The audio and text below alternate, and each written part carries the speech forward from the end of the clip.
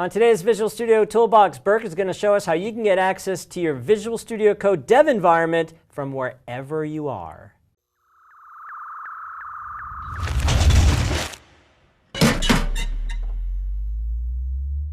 Hi, welcome to Visual Studio Toolbox. I'm your host, Robert Green, and joining me today is Burke Holland. Hey, Burke. Hey, Robert. How are you? I'm good. Welcome to the show. Thank you so much for having me. I appreciate it. Now, you are a cloud advocate here at Microsoft Land? That is correct. What does that mean? Well, it means that I go to conferences and I write blog posts and I wear shirts with oversized cassette tapes on them, very retro. Yep. But mostly I focus on JavaScript and just making the experience for JavaScript developers in Azure better. Okay, just cool. how can we make it better? Cool. And today you are going to show us something called Visual Studio Online. That is which correct. Was recently announced. Yes, it's quite new. Yes. So this is very inside. And I said when I saw that, oh, we should do an episode on that. And here we are doing an episode that's going to show that. Right, lucky you. Here we Yay. are. All right. So what is it?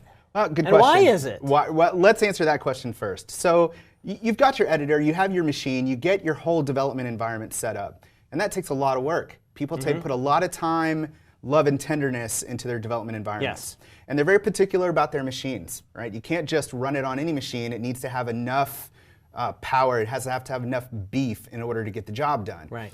So the problem then becomes that your machine is the only place where you can code, literally the only place. So if you don't have it when you go home and you need to get back online, you may end up like remoting into some VM somewhere via remote desktop. Exactly. Or you have two machines, but they're never in sync. Exactly. Or you have a machine that's underpowered. So you get to the point where you actually can't run something anymore because the machine's underpowered, but that's the one that you've got. You can always spin up an Azure VM. That is true. You could spin up a Right? VM, or you could use VS Online, which is what we're going to do today. Cool. So let's take a look at that. I'm going to pop over to the browser here. So everything that we're going to do today is going to be done inside of the browser. There's an experience for this where you can use Visual Studio Code and have the same experience, but you can also just be in a browser. Cool. That's pretty cool. So the first thing we need to do is create an environment. And this is where you're actually sort of selecting that VM. If you were going to make a VM. You weren't signed in, there'd be a place here to sign in with your same account, your Microsoft account that's tied to your Azure subscription or your Azure DevOps, etc. That's right? correct. I've spared you the tedious details of watching me log in and type my password wrong multiple times. But if you've ever logged into Azure or logged into Azure DevOps, you log into Visual Studio Online as the same person. That is yes? correct. Okay, yes, cool. that is right. Tied to the same account. All right. And then you're going to put in the Git repository where your code is. Okay. And you can do the URL, but you can actually just do the repo name and then like this. And so this is the repo that we're going to clone from GitHub into our new environment. In the instance type here, you can see that I'm pulling in, I've got a standard Linux box here with 4 cores and 8 gigabytes of RAM. And I can change that. I could get more if I wanted. I can go up to 16 gigs, or I can look at some pricing information. Does it have to be Linux? Let's see here. Apparently, at the moment, it does. Okay. And then this suspend idle environment, what this does is, after a certain amount of time, it just puts the environment to sleep so that you're not being charged for it actually running, because you do get billed as it runs in addition to the fact that it actually exists. Okay. And so we're going to just leave it at 30 minutes here.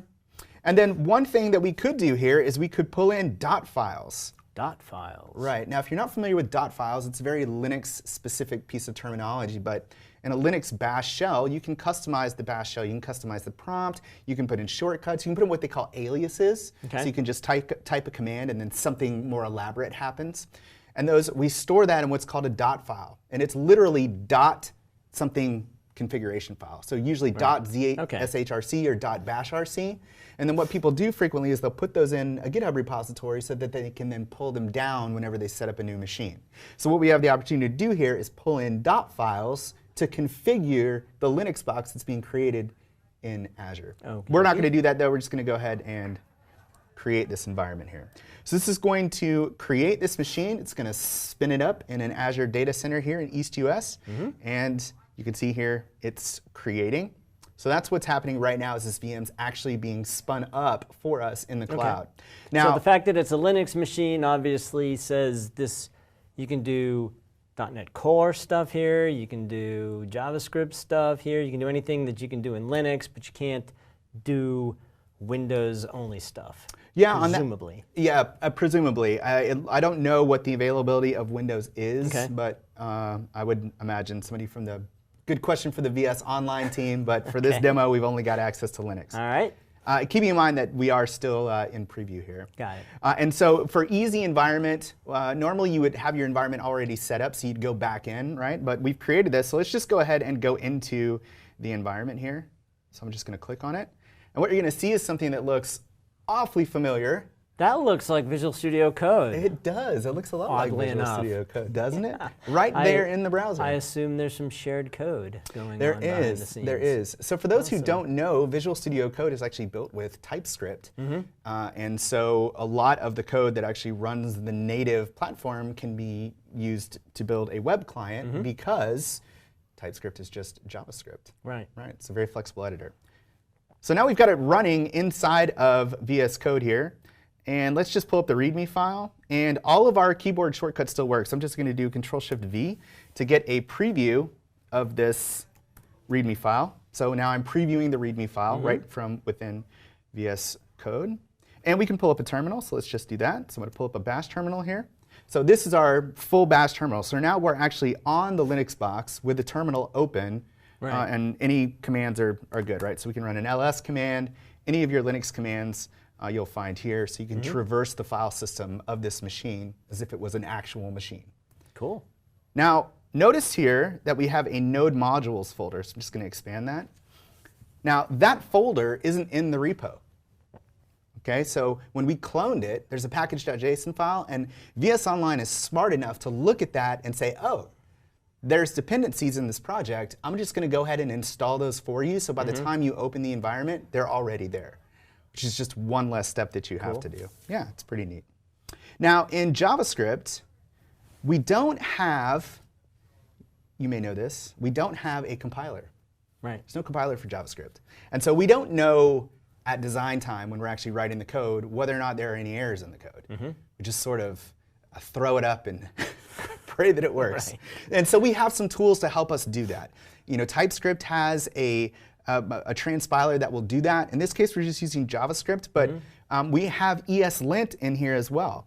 And so VS Code, because we have this ESLint RC JSON file over here, VS Online looks at that and says, oh, you want me to what's called lint your JavaScript, which is basically check it for errors. Right. And that's what it's doing right here. So it's automatically running ESLint on our code and showing us that we've got some errors or some warnings here. So we can see these. I'm going to press Control-Shift-M. It's just going to show us the different errors that we've got. Okay. And these are all warnings. This code will still work, Yeah. but it's actually better not to use var anymore. We want to use let or const are the new Okay. variable types. Good to know. So we can fix this. Let's just highlight this line. I'll just do Control period, and that will give me some options on how to fix this. So notice all of the keyboard shortcuts that I would use in VS Code just work inside of the browser like you would expect them to. Yep. So I'm going to fix this novar problem, and it will do that. Now I could go and do that for the rest of them, or we can just go down and say fix them all. We'll fix all our novar problems, and now no more problems detected. Yeah, pretty neat. So now the next thing we need to do is, because we are developing, this is a little web server. It basically just says hello world, which you can see here. Sets the port, sets the host, says hello world. And then it's going to run this little server so that we can serve up some content. So the next thing we want to do is actually run this. So let's do that. I'm going to come over here. There's a couple ways to do this. We could just press F5, but we can also open up the debug bar and just go ahead and launch it. And you'll see that we've launched, and you can see that it's running on localhost 3000. What's even more interesting is that if I put a breakpoint here, Running on localhost 3000 locally? That doesn't make any sense, does it? 3000 on the machine this is running on. doesn't make any sense, does it? Bear with me. We're going Okay. to talk about that. All So I'm right. going to restart this, because first I want to show you that we can actually hit breakpoints in here. All right, so we've hit a breakpoint, and we can examine and see that host is localhost, which you caught, and port is 3000. So this thing is running on localhost 3000. So let's go ahead and continue on. So that's where it's running. All right, so let's access localhost 3000, right? Because we can do that. So let's just come over here to a browser tab. And you know what? I'm in a browser. I totally forgot I was. Did you see me just go looking for the browser? Yep. That's crazy. All right, so let's open a new tab. Let's go to localhost 3000. And that's going to work, right? That's the question. That's the question on everybody's lips. Oh! It's not going to work. Now, why doesn't that work? Because this code is running on a server somewhere and up in Azure. Right, and this is the problem. And how do we as developers effectively develop in an environment that's not local? We need to be able to run things on localhost. All right, so here's how we handle that Visual Studio Online. So let me come back over here to this tab. And we have this little Remote Explorer that's automatically there when you pull up VS Online. And you can see down here in our environment details, you see this section where it says forwarded ports? Yep. So what we're going to do is we're going to forward a port. Oh. And we're going to forward port 3000 because that's the port that this app is running on. Hit enter. And it wants to know, just you can give this a nifty name. This is just how it shows up in the sidebar here. So we'll say enter on that. And now it's running on localhost 3000. Now, we can't access it on localhost 3000 though because again, that's not our machine. But if we click on it over here on the side, what it does is it opens, and you can see it's connecting to the forwarded port, and wait for it, boom, there's our application. Because I was going to, if it was running locally and the server was pushing stuff down, that raises all kinds of firewall issues and blah, blah, blah. This is a much better. Correct, so right. You're now basically getting to localhost 3000 on the machine this is running on without having to care what it's literally called. Correct, because you really don't care that the URL is localhost. You just want to be able to access the dev environment. Got it. So let's check this out. Let's go in and make let's make a change here. So we'll just say hello VS Toolbox, and then let's go ahead and save that. And I'm going to restart the debugger, and you can see it's awful fast. That's because we are running on a pretty beefy machine. And then let's just stick a breakpoint in here. Let's come back over to our localhost here, refresh, and you'll notice that this is just going to kind of spin and spin and spin, and that's because we have hit the breakpoint inside of Visual Studio Online. So what's really cool about this is... How many times does that happen to you? You set a breakpoint, and then you go to the browser, it just spins and spins and spins. And actually then multiple times. Remind yourself. Right. I can see a feature we add where the tab flashes or something to show you that hasn't happened to me since this morning. Right. Exactly. Like, why is this not responding? Yeah. Oh, I set a breakpoint. Well, a lot of times in native apps, it forwards the application. Like I know in VS Code, if you break, it will bring VS Code to the front to show you that. In a browser, it's a little bit different. Yeah. So we're broken in here. We can debug, do any debugging we need to do, step over, step out, continue on. It's basically like a local development environment, but inside of your browser. So a couple questions. I assume... So what version of Visual Studio Code is this? How does it relate to the one that I actually have on my machine? And can I install all of my same extensions? And can I save the environment? Yeah, that's a great question. So let's see here. Let me go to settings here. So the answer is this the same version as VS Code that's running on your desktop? No, it's not. It looks like VS Code in the browser, but it is not the same thing that's running on the desktop. But it's probably pretty darn similar. It's very similar. So all of the settings are going to be there. Most of the things that you would do, tweaks that you would provide in settings like themes and things like this, you can totally add in. You can add your extensions. You can add extensions. Not all extensions are supported at the moment, but many extensions are. And then you can save the environment. You can save the environment. It goes into the .vs code file like you normally would. Right. So if you were working locally and you have that .vs code folder with a settings.json, put your settings in there, put it in GitHub, pull it into VS Online, and it will automatically pick up those settings. Awesome. And then you can check things into source control. So, you're working off a repo. That's correct. So you have source control. So if you go home or you're away for the weekend or whatever, and you need to make a change, you don't have your computer with you, you just need to be able to get to your environment, you check out your code, you make your change, you check it back in, and it's just all the same workflow. Correct. So you can imagine that you have access to a computer. Maybe it's not even a very beefy computer, but it doesn't matter. And when you pull up your environment, it's already pre-configured. It already looks like your VS Code. It's as if you launched your own VS Code installation from your own machine, but from within the browser. Does it work on your phone? Haven't tried it. That would be interesting. Not supported.